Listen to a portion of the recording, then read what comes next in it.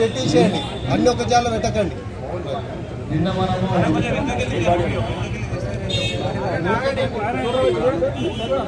మనము షేప్ వ్యవస్థని చర్చలు జరిగినాయి. ఆ చర్చలలో అయినా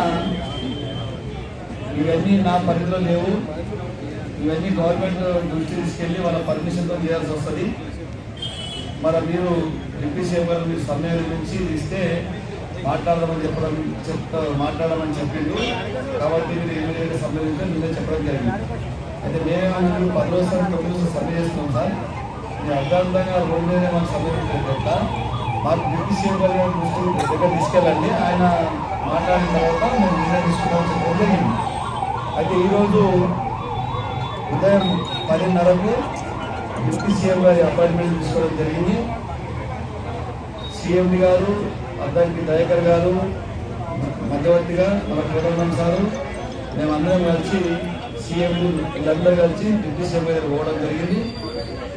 సారు ఒకటే చెప్పడం జరిగింది, డిప్యూటీ సీఎం మీరు ఇమీడియట్గా సమ్మె విరమించి మీరు రావాలా, మన సమ్మె విరమించిన తర్వాత చర్చలు ఉంటాయి మేము ఇంతకుముందు చెప్పినాం కదా, మీరు విరమించి వచ్చిరా అని అడిగాను.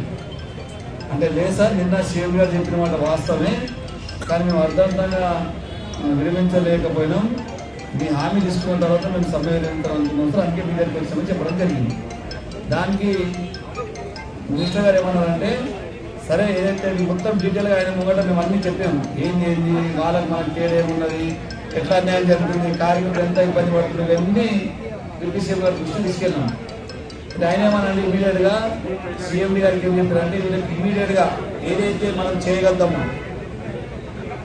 ఫైనాన్స్ ఎక్కువ బడ్జెట్ బడలు లేకుండా ఏమేమి చేయగలుగుతాం ఇమీడియట్గా చేసేయండి, మిగతా ఏదన్నా వాళ్ళు చేయలేము ఇమీడియట్ చేయలేని పరిస్థితి అవన్నీ మీరు చర్చించి మా దృష్టి తీసుకెళ్ళండి, దానికి ఫైనాన్స్ చేసి మనం నిర్ణయం తీసుకున్నామండి, ఇమీడియట్గా మీరు ఇప్పుడు సమ్మె విరమిస్తారు, మీరు పోయి చర్చించాలని చెప్పడం జరిగింది.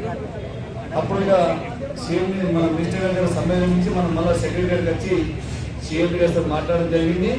ఆయన ఏం చెప్పిందంటే, టోటల్ రిపోర్ట్ తీసుకుంటాను నేను, మనం ఇమీడియట్గా మీకు ఏం చేయగలుగుతాం, దశల వరకు ఏం చేయగలుగుతాం, ఇప్పుడు ఇమీడియట్గా అన్నీ నేను ఒక ఫైనల్ మొత్తం లిస్ట్ తీసుకుంటాను, తీసుకొని మీకు నేను చెప్తాను, మళ్ళీ మనం అందరం కూర్చొని ఫైనల్ చేసి ఇమీడియట్గా ఏంటి చేసి ఆర్డర్ ఇచ్చేస్తాం.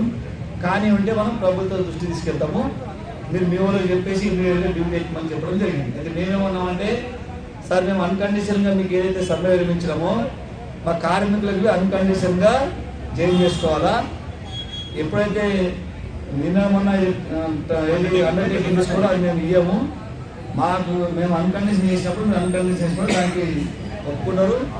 ఇప్పుడు ఆల్ అయితే డైరెక్టర్లకు అందరికీ కిందికి ఎస్టీగా చెప్పడం జరిగింది, మనం ఎటువంటి టర్మ్స్ అండ్ కండిషన్ రాసే అవసరం లేదు, ఇమీడియట్గా 10 మంది రిజైన్ కావాలి. ఇది అక్కడ మనం జరిగిన సారాంశం. అయితే కార్మికులు కొంత బాధపడవచ్చు, మనం ఇన్ని రోజులు ఇంత పెద్ద ఎత్తున సమ్మె చేసి మనం ఏం సాధించినామని, కానీ ఇలా ఏం జరిగిందో మనం ఒకసారి అర్థం చేసుకుంటే ఆలోచన చేసి అర్థం చేసుకోవాలి. ఎందుకు చెప్తున్నామంటే, మనకు 2 రోజుల క్రితము మనము అన్ని సంఘాలతో రౌండ్ టేబుల్ సమావేశం పెట్టినాం.